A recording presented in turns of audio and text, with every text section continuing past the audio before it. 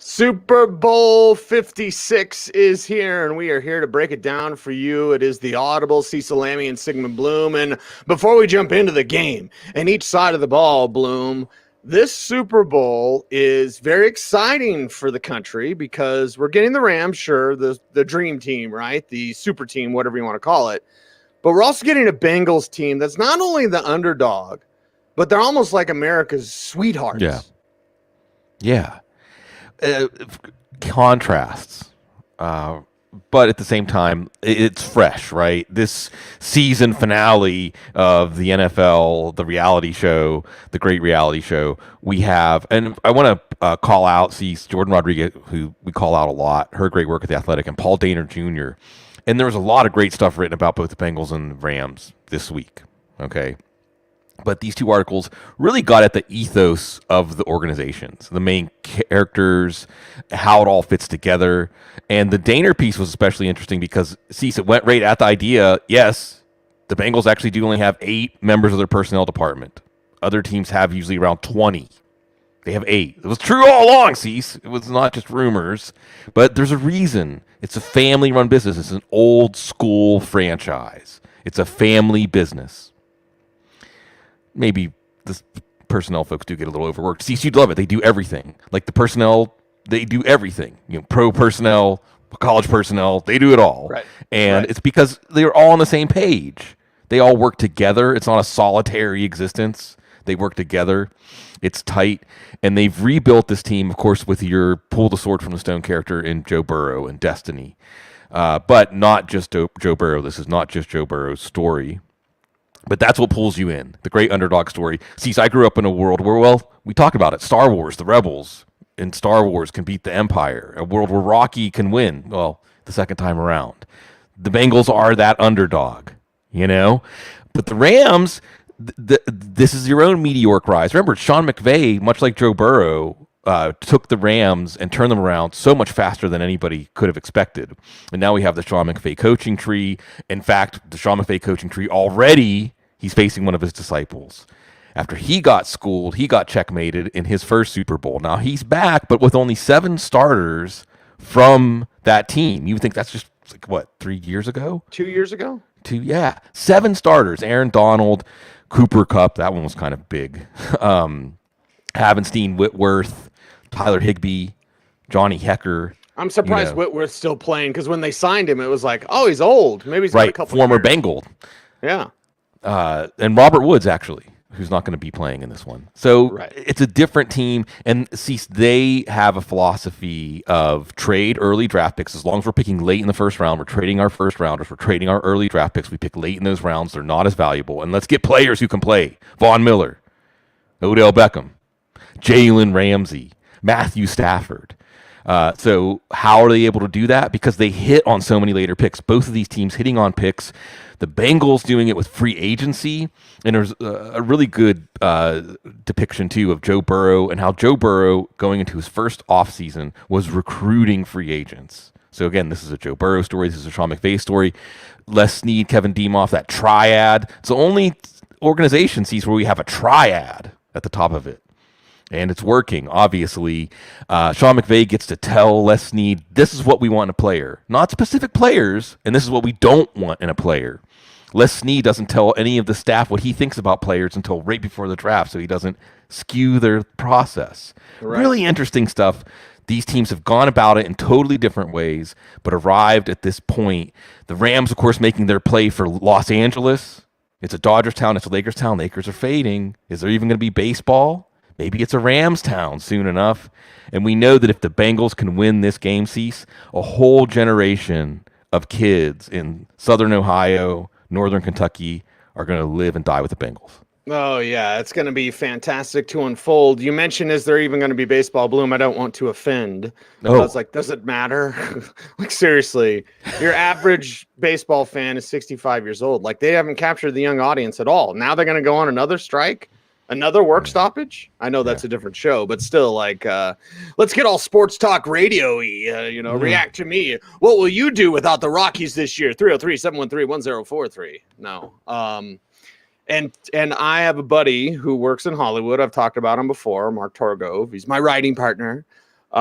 He was at Costco last night, Bloom, in Hollywood, in LA. No Rams gear. None. He texted me. He said, I was just at Costco. There's nobody wearing Rams gear.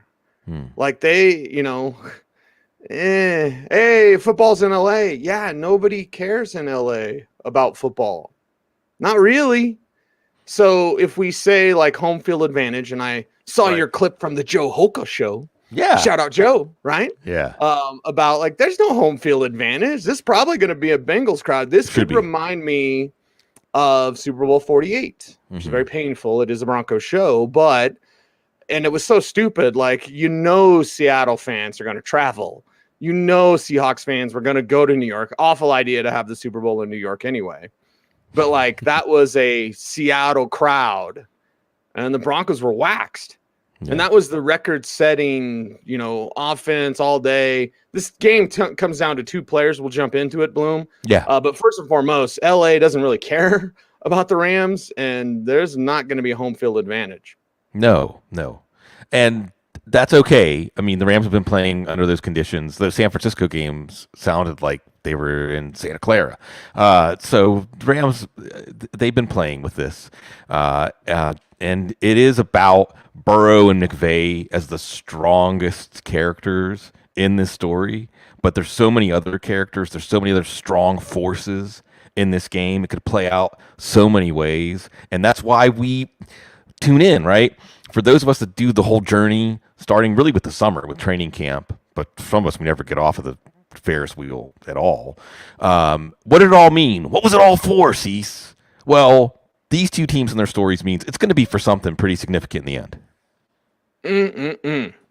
Something pretty significant. Daniel's got some good stuff about LA in the chat room. So, yeah, everyone react to us as we talk about and break down this game. Now, we can just talk about the whole thing, Bloom. I don't need to do Bengals side or Rams side or whatever. Yeah. To me, just stream of consciousness, this comes down to two players, as I've said. On the Cincinnati side, it's Joe Mixon. You thought I was going to say Joe Burrow. Somebody thought that. It's obviously Burrow can't play like garbage and then, hey, they won everybody. Like, no. And he'll have to stand up to the rush and all those things. And Aaron Donald and Von Miller, and they're doing the twists and the stunts and all those sorts of things. How do you counteract that? Run the ball down their throat. Do they have the gumption, the wherewithal to stick up against the run if Mixon can go off? I don't know what the lines are. Somewhere my friend Brandon Stokely's like, huh? But like, okay, what's the number on Joe Mixon being Super Bowl MVP? Probably pretty good. But if you look at the way this game could, because everyone wants a quarterback duel, Burrow, Stafford, points 50-51, right? You're not going to get the Van Halen score 51-50. You're not going to get that, especially if the Bengals, who have to protect Joe Burrow, Tennessee almost killed him. And he stood in there, and he was great. And I love seeing Cincinnati kind of ahead of the curve. Cincinnati's where Buffalo should have been, right? Because you fight, you struggle, you get to that point, and then now you can make the Super Bowl. Well, Buffalo's dropped the ball for a couple of years. Cincinnati just leapfrogged them. So I love seeing that. But to me, it comes down to Joe Mixon. It comes down to Matthew Stafford on the other side, because is Stafford going to have a good game or is he going to have a bad game? And that will depend on how many – because if you give Joe Burrow opportunities – and I can't remember which player this was, Bloom. Oh, it was center, Jeff Saturday, right? Who's played for Peyton Manning and Aaron Rodgers. Jeff Saturday said, I want to snap to Joe Burrow because you never feel like you're out of it. So if Matthew Stafford has a garbage game on the other side, like Ryan Tannehill, right? Hey, Tennessee's defense showed up. Yeah, and Ryan Tannehill sucked, and you lost. Well, the Rams defense, they showed up. Yeah, but if Matthew Stafford's giving the ball back to Joe Burrow will beat you. But will Cincinnati initially try to run the ball down their throat with Joe Mixon? Lots to get to here. Yeah. Well, we can start with Joe Mixon under the topic of do the Bengals adjust pregame? Do they adjust in game? You have to say that the Bengals staff has done an excellent job. You don't go down 21-3 at KC and win in the AFC Championship game without adjustments, right? Right. What wasn't working? How can we make it work? And some really good stuff. We could talk about adjustments on defense. And I do have it broken down like when Cincinnati has the ball and when LA has the ball. But you started with when Cincinnati has the ball. And I think that focusing on Joe Mixon also puts into focus at the same time, why would you focus on Joe Mixon, or how is this a pregame adjustment? Quite simply, if there's one matchup, unit against unit, that could just decide this game and make it not entertaining, it will be the Rams defensive line, the Rams pass rush, really, against the Bengals line. And we saw it against Tennessee. Now, against Tennessee, the Bengals were able to hang around because their defense did their job, and the defense may keep them even in a game where Joe Burrow is getting sacked 9 times again. But this is a little different. Jeffrey Simmons, Aaron Donald, Harold Landry, Von Miller. You also have Leonard Floyd. Let's not leave him out of this discussion. So it can make it really tough for Joe Burrow to do his thing, especially on those longer developing downfield plays.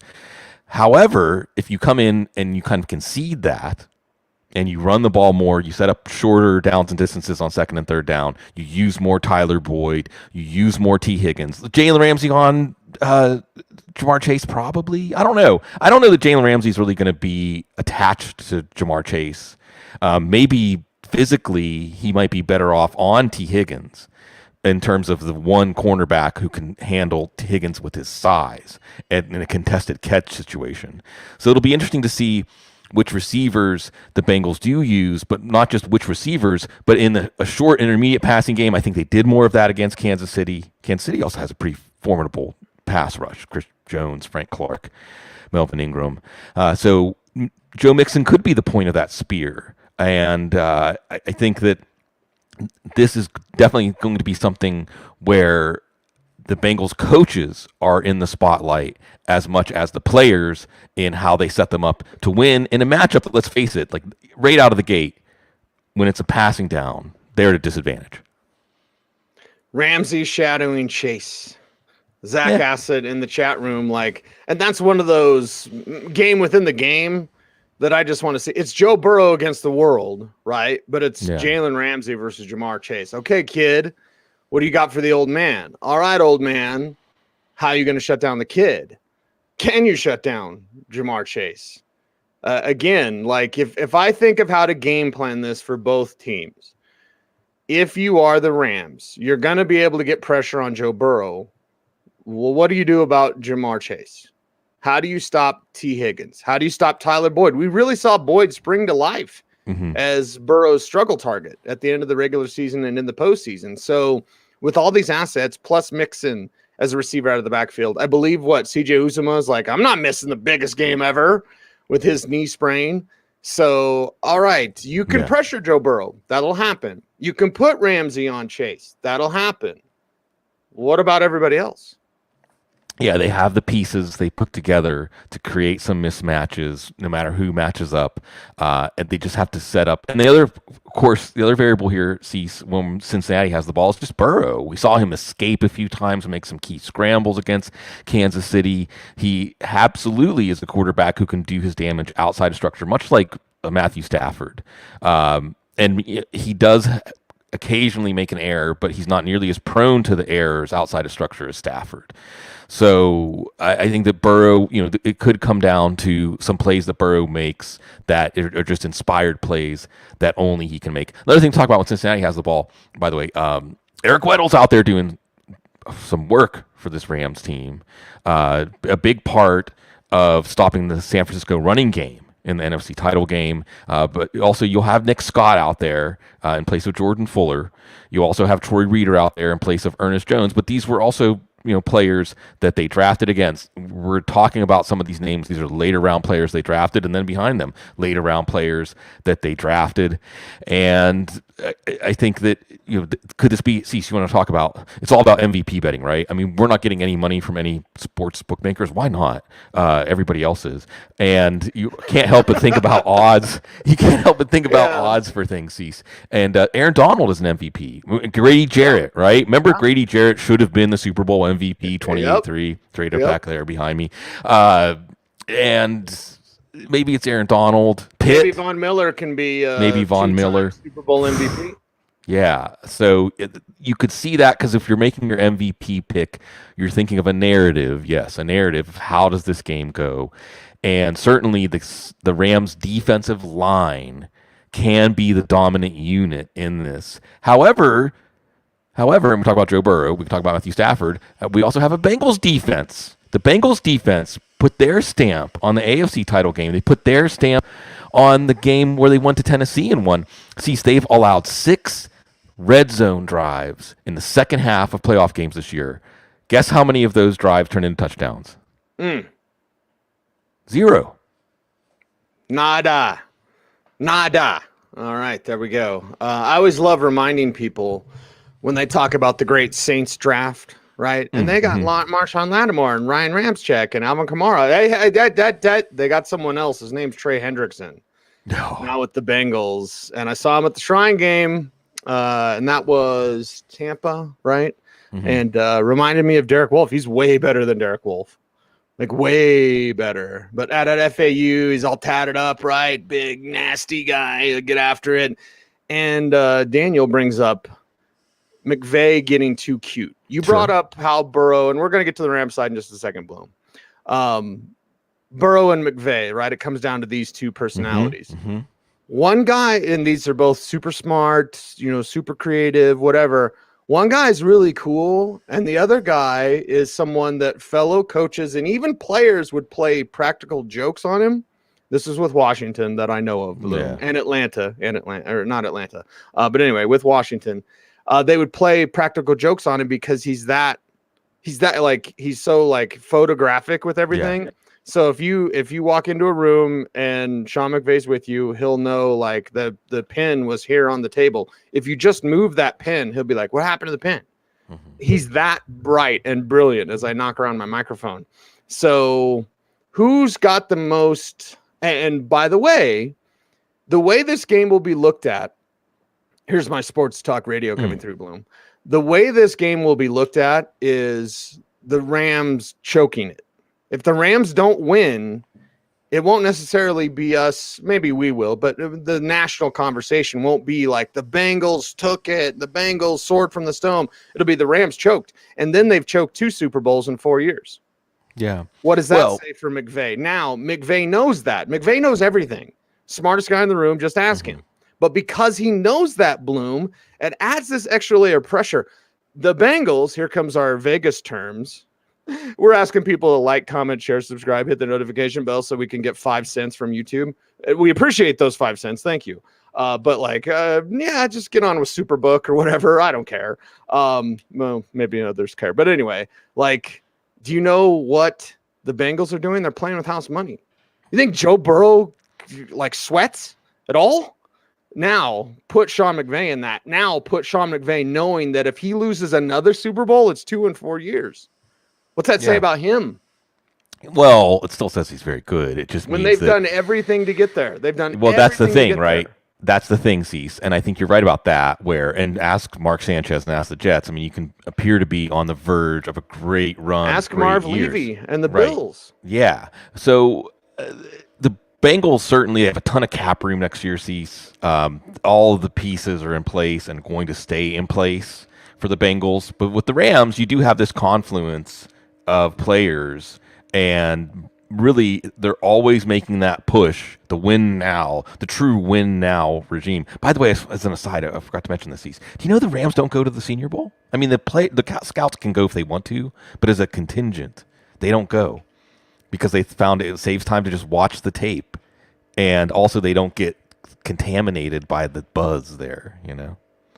Les Snead, man. They say he's a social scientist and he tries to avoid biases in the way the Rams do their thing. Les is awesome. And he's awesome because he went out to dinner with Paxton Lynch.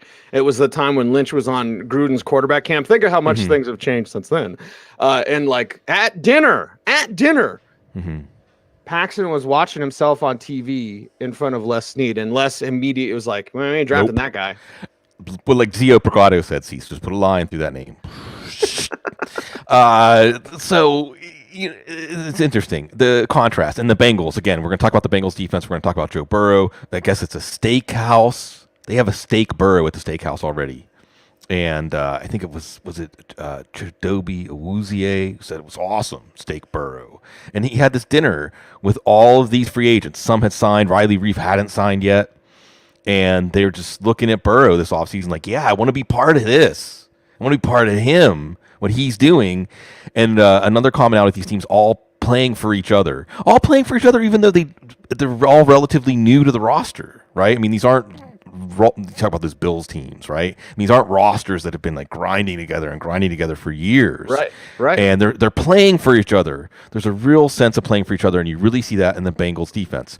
Talking about the Bengals defense real quick. I mean, you have all of these free agents. Mike Hilton, Steelers in the house, Awuzie, Eli Apple. There's a whole story upon a story upon a story there, Cease, right?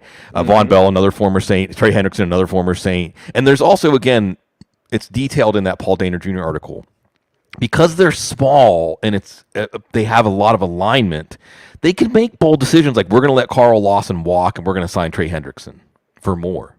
Right. We're going to let William Jackson walk. We're going to sign Chidobe Awuzie and Mike Hilton instead. And that's different from the old Bengals who are like, we'll just keep re-signing our guys until they can't play anymore. Right. As long as they stay for cheap.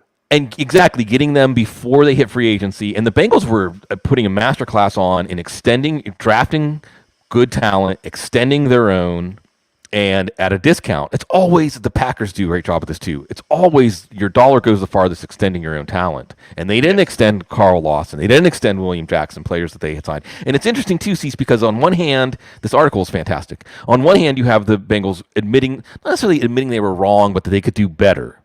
Right. Well, William Jackson took in the first round. He's better than Artie Burns. But we can do better with our free agent money than if we spend it on him. Instead of signing him to Hendrickson, we can do better than Carl.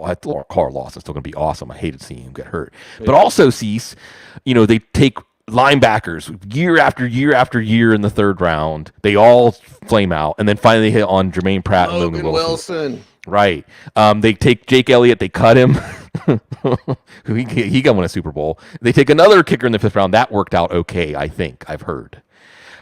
So you like because it's a tight, concise group in terms of the number of opinions, and that they can be in alignment. They can admit their losses, but they also can have that kind of stick-to-itiveness. Remember, this defense also has players they have drafted later on, like Sam Hubbard, Jesse Bates, Logan Wilson, Jermaine Pratt. And those players, by the way, they talk about how like Sam Hubbard helps them recruit Ohio State guys in free agency. It's like a whole organization effort, and this defense, every one of these guys is made a play. And you have, if Matthew Stafford's willing to serve up those plays, if Cam Akers is willing to serve up those plays with fumbles, then they're going to be there to take advantage of it. This is an opportunistic defense and a defense that never gives up. But this is an offense that has the Sean McVay advantage. Has it really been an advantage this year, though? Really, it's been like the Cooper Kupp advantage, right? I mean, this offense starts and ends with the inevitability of Cooper Kupp, including, ask the Bucks. What do the Bengals have as a plan for that? Mike Hilton's going to be on the spot. Mike Hilton, man, when the ball finds him, he makes big plays. I would love to see him make a big play like he did against the Steelers this year. You have Odell Beckham, not quite Odell Beckham of the Giants days, but still impactful, going in for Bobby Trees. Van Jefferson, you're probably going to... if we have Tyler Higbee, it's not going to be a full speed Tyler Higbee. But again, you get to these backups that they draft later. Kendall Blanton hasn't been bad. Maybe the game will find him at a key moment. Cease, you brought up Mixon. So I'll end with this, and we could talk more about Stafford too, Stafford's story and how in his first year. Yeah, the Rams side's full to unpack. The things that get set in motion, right? Like Tom Brady picks Tampa, or really was it more like someone else didn't pick Tom Brady, so he settled for Tampa, and they won a Super Bowl. Yeah, exactly. Now Matthew Stafford in this trade that was engineered, Brad Holmes going from the Rams to the Lions and all this different stuff where that ends up. The But let's talk about Broncos Cam Akers. getting Stafford. What's that? The Broncos almost getting Stafford. Yeah. I mean, there's alternate realities. We talk about this all the time. The draft, the offseason, alternate realities pop in and out of existence with these moves and the ripple effects of these moves. But let's talk about Cam Akers. Let's end up with Cam Akers. And I'm going to end up with Cam Akers in this way because the Bengals, as good as their defense is and as good as the adjustments have been, they love Lou Anarumo. There's a great article on the Athletic, Jay Morrison, about how they kept him even though I'm sorry, Anarumo. I'm transposing my vowels. I'm sorry if I'm doing that. Anyway, they love him. They embrace him. There's a lot of, again, what do we see? Collaboration between players and the people in authority on a team. Collaboration. But this is a bend but don't break defense. The 6 second half red zone drives, still 6 second half red zone drives in 3 games. So can Cam Akers be a key here? Because we haven't really gotten to see the Rams running game the way Sean McVay wants to have it, right? I mean, Sony Michel is Darrell Henderson couldn't stay healthy. Sony Michel they had to remake the run game to just be more like power running, downhill, no nonsense running. So maybe there's some looks that the Bengals aren't ready for with Cam Akers. Maybe Cam Akers is a player that puts his stamp on this game, and they use the run to set up the pass, put Matthew Stafford in better positions. But we look at both sides of the ball, Cease, and you can tell stories all the way from, Joe Burrow puts a command performance, Matthew Stafford just pukes all over himself and plays the way he did down the stretch, to the Rams have a masterful offense that works like the offense right up until the Patriots Super Bowl game. And the defense is masterful, and all these names rise to the occasion, and it's a blowout. And that's good, because when we're not sure what's going to happen, it makes for a better game. Well, the NFL loves money. Yeah. We really care about, no, you don't. You care about the money. We really care about, no, you don't. You care about the money. So I got another sponsorship idea for the NFL, which loves to sell everything, because it's all about protection, right? So there's got to be some sort of security company. Hell, Trojan. I was going to say Trojan, yeah. Sorry, Joe, but it's hey, it's all about protection. It's protecting Joe Burrow from that Rams rush, and then it's protecting Matthew Stafford from himself. Yeah. That's the thing. And Stafford, if you can run the ball, if you can run that offense the way it's truly designed, because it's a Shanahan offense. So if you run the ball, this is taking care of Jake Plummer. You know what I mean? I know Plummer is different from Stafford in a skill set standpoint, but the fact is you have a good quarterback that can be great at times, but you have to set him up to look better. That's the ground game. That's where that comes in. If Stafford wets the bed, again, don't give Joe Burrow the chance. This could be a Rams blowout. Yeah. I think it's either a close game and a Bengals win or a Rams blowout. I honestly don't think it could be a Bengals blowout. Maybe I'm wrong. Maybe I'm totally wrong. Hell, how many times was I wrong this postseason anyway? But if you look at this game, you go, okay, don't let Joe Burrow have the opportunity to beat you, because he will. So Matthew Stafford, you think Sean McVay's puckered up, super tight? What's Stafford? Because how is his career going to be remembered? I mean, we're talking about Hall of Fame or no. He doesn't get in the Hall of Fame if he doesn't win the Super Bowl. I don't think so. Yeah, he can put up the numbers, but it's not fantasy football. He's in the Fantasy Football Hall of Fame, Bloom. Yeah. But no, if Matthew Stafford wins the Super Bowl, he's going to be a Hall of Famer. Maybe not first ballot, but he'll get in there. I don't think he gets in without it. And again, maybe I'm totally wrong. But that's what's on the line for him. So how do the Rams protect Stafford from Stafford? Right.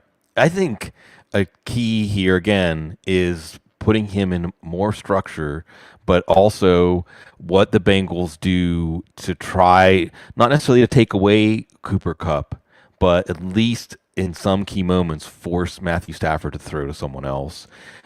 Or, if they stick to what there was a good moment in that the story on the defensive coordinator that Chidobe Awuzie was going to him and saying, cover zero, run cover zero, come on, run cover zero. And they said even during halftime of the Chiefs game, he wasn't Stormon Drong. See, he was like, tell me what we can do to help you.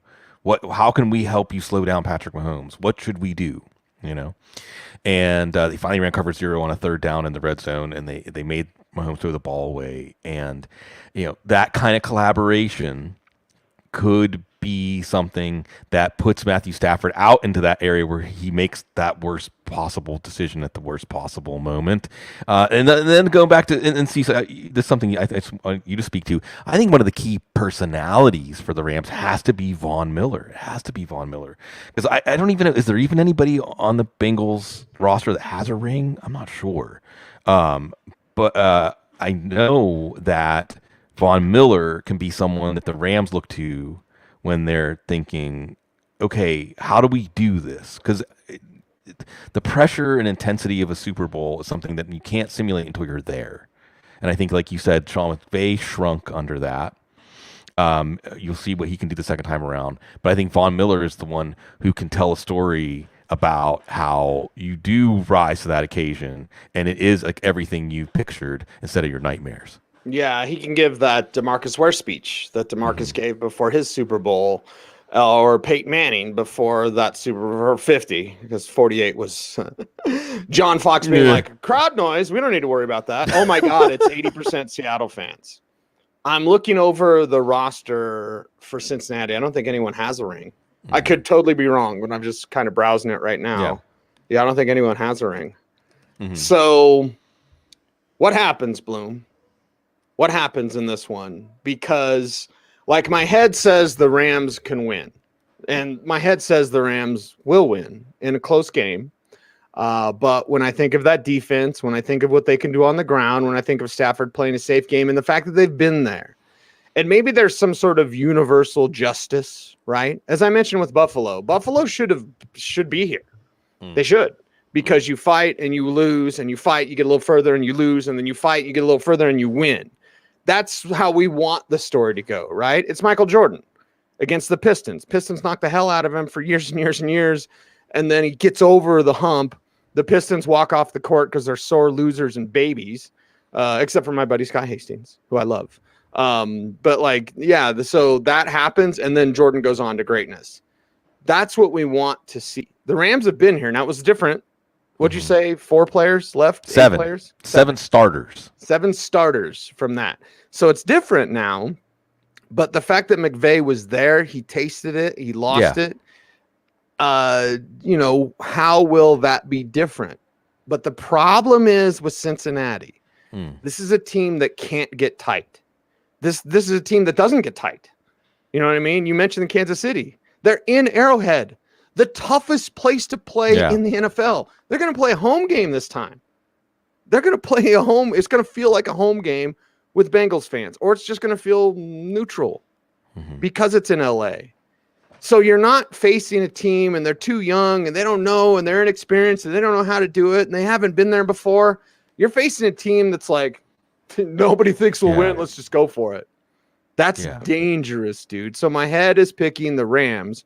My heart is with who was in the chat room earlier talking about Chris Wesseling. You want to talk about R.I.P., baby? R.I.P. Listen, there's some alohas in this business. And if you give me a couple cold pops, I might tell you who those alohas are. When we lose the great ones, man, Chris, Tags, right? When we lose the great one, it hurts. Yeah. It hurts. So the fact that we had the chat room bringing up Chris, it's like, man, let's do it. I'm getting chills talking about him. Because you want to talk about a great one. That was our friend Chris Wesseling. Yeah. And I mean, it's hard to even follow up to that, but certainly you like to see those patterns or those ripples. See, so I was just thinking about something, a mythology book that Noah got. He reads it in the car while we're driving to school. And there was something in the Egyptian underworld. It had like the head of a crocodile and the body of a lion. Yes. The Death Eater. It's in Moon Knight. Oh, really? Yeah. And it's whether your heart, if your heart was lighter than an ostrich feather, then you got through, and if it wasn't, then that creature would eat it, right? People like Chris Wesseling, their hearts were definitely lighter than a feather. Yeah. It made us feel lighter than a feather. And the way the world slants through all of our brains, it's a wonderful thing to share. I'm with you, Cecil, where it's hard to create a clear picture analytically because my heart's with the Bengals. This is just a story that has felt faded from the moment that the Bengals ended up number 1 in the draft. But when we've seen talking about this stuff, people get a little, I don't know, reluctant to talk about things that we can't verify with our 5 senses, right? The it factor. And not the Matt Waldman integrated technique, although that's an awesome way to break down it factor. Joe Burrow has a different it factor. Joe Burrow just has we throw the word leadership around a lot.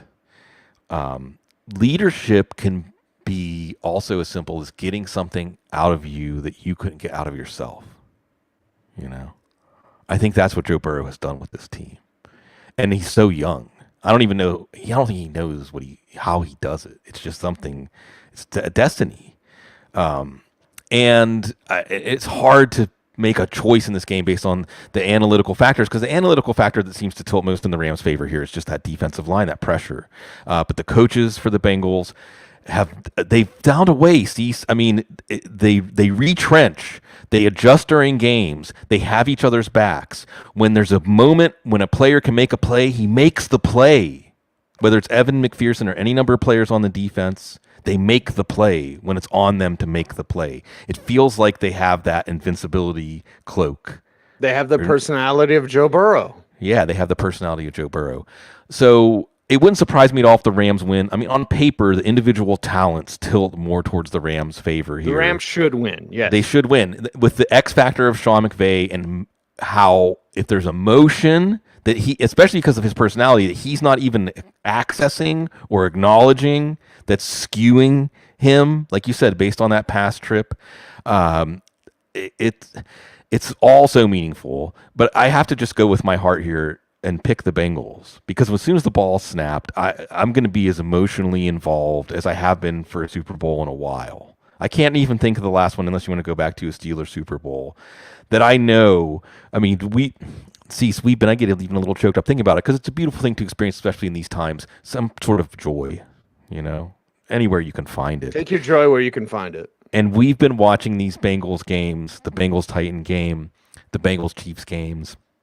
And there was that beautiful montage that the Cincinnati Enquirer did of all the people, the Bengals fans, reacting, and it just feels good, and you want to be part of that feeling when the Bengals have been doing what they're doing. And it's not that it doesn't. I don't want to slight Rams fans here, and I know there's a lot of lifelong Rams fans, and it gets complicated by the team moving and so on. But this is a story that I think that to watch it play out. It would be a breath of fresh air, so to speak, Cecil. Yeah, well, I know Svinsky won't claim it because it was St. Louis, but remember the run in Super Bowl 34? I remember that year so vividly. It was the year my son was born. And like watching that, and it was like this Kurt Warner guy's grocery store clerk. Grocery store. Like they were just unstoppable. Trent Green gets hurt. Yeah. Yeah, they were just unstoppable. And they were just that team of destiny. Get a little bit of that vibe from Cincinnati. Again, I'm going to pick the Rams officially. Sorry, Rams fans, if I jinx you. But yeah, I think a lot of people's hearts are with Cincinnati. And you know who loves this the most, Bloom? Who? The Shield. Yeah. You know why? Because it covers up all the problems that they have that they don't want to admit to. We totally don't have a problem. Oh, wait, no, we totally do have a problem, and we're working on it. What, Daniel Snyder? Yeah, he's investigating himself. He's got it. Yeah. Well, Cecil, I'll put it this way. I said last night on Nick and Cecil, I said, they're going to investigate Washington again and then fire someone in Vegas. Like that's what they did the last time. Like this is all bogus. So like this game is so great. Like, and that's the thing. The NFL has overcome, and not really overcome, just kind of dodge stuff. Notice how they do stuff, Bloom. Like, and I don't mean to bag on the game that we love, but like the NFL as an organization, one, it's a corporation. And what do we know about corporations? Sorry, YouTube overlords, but they're pretty much evil. And this league, hey, we really care about something. Actually, we don't. We just care if you raise enough noise. So look at what this is. This is such a great game. This is so much fun. These players put it all on the line. League doesn't care about their health and safety, but that's another point. There's a lot of things the league doesn't really care about, even though they say they will. But this distraction, which is what sports are, and certainly what football is, it's a pretty damn good one. And from the NFL standpoint, maybe a much needed one. Yeah. And look, I'll go this way with it. So we'll go big picture since you went there, Cease. And first of all, I don't want to say corporations are evil because, I mean, for my personal political philosophies, that's almost too on the nose. But they're definitely amoral. I like to say the profit motive be made sentient, basically. But yes, it's a microcosm, if you will, Cease, of this nasty, beautiful thing we're all part of, late stage capitalism, postmodern times, everything on this globe going into overdrive, seemingly more chaotic, and always these forces that we sense that are trying to skew everything for their own gain. We're surrounded by them, almost to the point where it makes you hopeless sometimes. How can you even do something that doesn't feed into one of those things now, right? Right. It feels hopeless. The puppet master, whatever, just that it's all feeding the picture from the Matrix where you're at some node feeding into some larger thing. Or again, with the chaos, like the old Hieronymus Bosch paintings with just, or Dante's Inferno, just layers upon layers of all these things happening. But at the center of it, there's a glimmer. At the center of it, there's a sparkle. And it's our souls. It's that thing that is indestructible, that isn't of this plane. And it's what draws us in.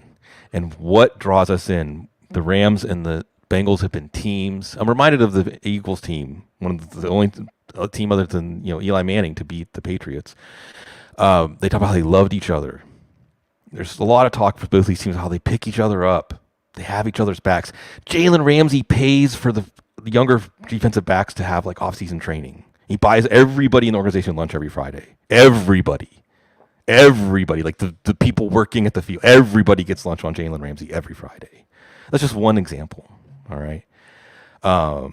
That's why this game is so compelling that we're going to watch. And I think it's just a microcosm of what we all are part of, where there's these things that wear us down, scratch and claw at us, take a little bit of more of us each day. But then there's the things that fill us back up. And it's because of the people and the souls of the people that watching this game and being part of the amazing surge of emotions, the spectacle of things we've never seen before and will never see again, keeps us coming back.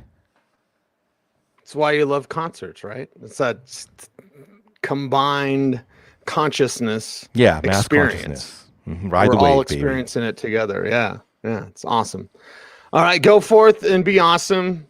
Do as our guy Chris says in the chat room. Hit that like button, share the video, subscribe, ring the bell so that you never miss a vid. And watch it all the way to the end, please. I guess that helps the algorithm as well. So there you go. We're figuring it out along with you. We appreciate everyone for watching. Appreciate everyone for listening as well. Thank you so much for doing that. He's Sigmund Bloom. You can follow him on Twitter at Sigmund Bloom. I am at Cecil Lammey. The show is at the Audible. And let's go Rams and Bengals. Give us a great one. I feel it will be. Everyone out there, thanks for watching. Stay tuned and stay frosty.